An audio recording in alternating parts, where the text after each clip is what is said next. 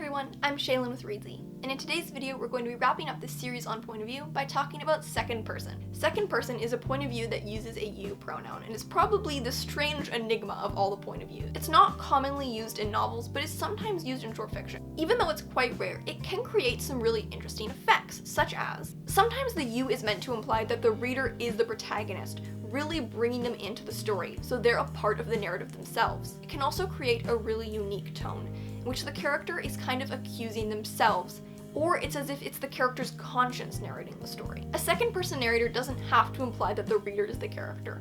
A second-person narrator can actually have a name and a fully fleshed out personality. This is when the second person becomes a way of showing the character's dissociation from themselves. There's also a type of second person where first and second person blend, and the narrator refers to the reader as you or another character in the story as you. This gives the story a very specific direction and can be quite an interesting tool to play around with. Second person can be really telling of the central ideas of the story because the form in itself can speak so profoundly to the state of mind of the narrator, because it's really telling of the narrator's relationship to themselves and other characters.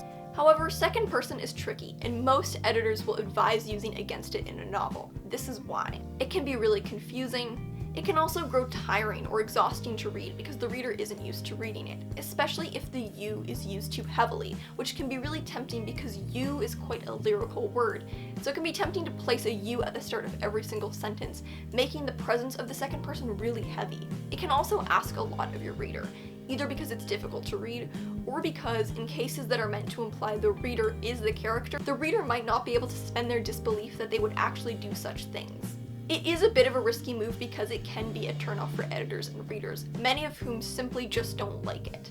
If you really want to experiment with second person and think it's really going to benefit your story, it's really helpful to read a bunch of well-done examples. In the description, I'll leave links to a bunch of stories written in second person. So that's an intro to second person. If you want to revisit anything I said in the video, you can check out the blog post linked in the description.